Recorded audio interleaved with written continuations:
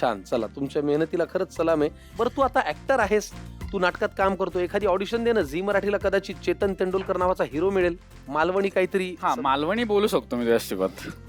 चला, ऑडिशन तुमची आज. पण मी ठीक मालवणी बोलान, पण तुका कळा गोया ना.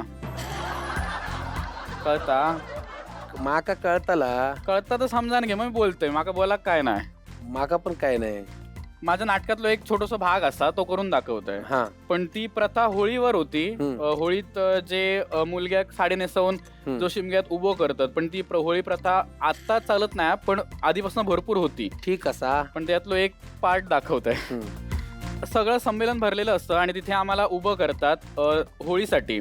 आणि त्यात माझी निवड होती की बाबा ह्याला ह्या वर्षी साडी नेसवून उभं करायचंय.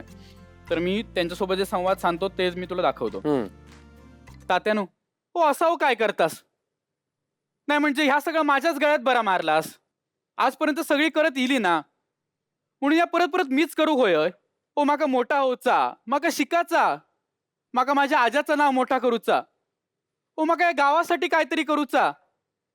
पण हे सगळे गोष्टी जर तुम्ही माझ्याच गळ्यात मारल्यास तर मी करायचं तरी काय? आहे अजून मोठं, पण मी छोटासाच दाखवलं. पण यार, तुझ्या कामामध्ये किती इंटेन्सिटी आहे. तू एका क्षणात त्या सुराला पकडलं आणि फार छान केलंस. आणि मला फार कौतुक वाटलं.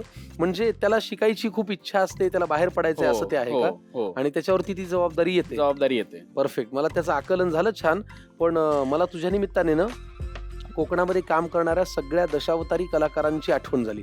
कारण अशाच छोट्या छोट्या प्लॅटफॉर्मवरून स्वतःची कला पोट तिडकीने सादर करून त्यातली काही माणसं मुंबईत येतात, त्यातलीच काही टिकतात, त्यातलीच काही नावारूपाला येतात आणि त्यातलीच काही कोकण सम्राट होतात. हो की नाही? हो, बरोबर. फार छान. तर थँक्यू सो मच. तू 4 ओळी जरी सादर केल्या तरी तुझी ऑडिशन मात्र 400 ओळींची होती. कमाल यार. थँक्यू चेतन. थँक्यू. तुला तुझ्या कामासाठी फार मनापासून शुभेच्छा. मला वाटतं ह्याला वाफ आलेली आहे. हो, बऱ्यापैकी आलेली आहे, पण आपण एकदा चेक करूया की. आणि त्या वाफेला ना हळदीचा सुगंध येतोय बघ. या बाग. अरे झालाय, तो बऱ्यापैकी शिजलाय. आता आपल्याला तो निथळून घ्यायचा आहे. त्यातलं एक्स्ट्राचं जे पाणी आहे ना ते सगळं काढून टाकायचं. ठीक आहे.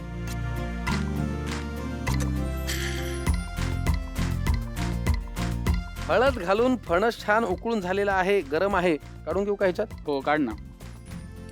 बेस्ट. आता काय? आता आपल्याला तेल गरम करत ठेवायचंय. बरं, कढई लागेल ना? हो, कढई लागेल.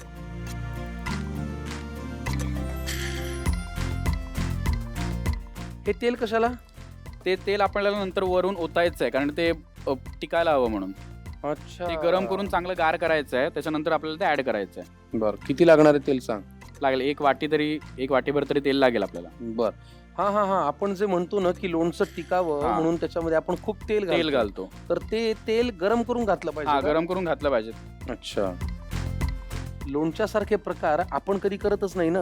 एकतर आपली आजी करते, आपली आई करते, किंवा घरातली मोठी माणसं करतात. पण आजकालचे मुलांचं बघायला गेलं ना तर त्या लोकांनी जर पूर्वीचं काय ठेवलंच नाही तर आता ते पुढे चालणारच नाही ना, कारण ती लोक पण राहिली नाहीत आता. बरोबर.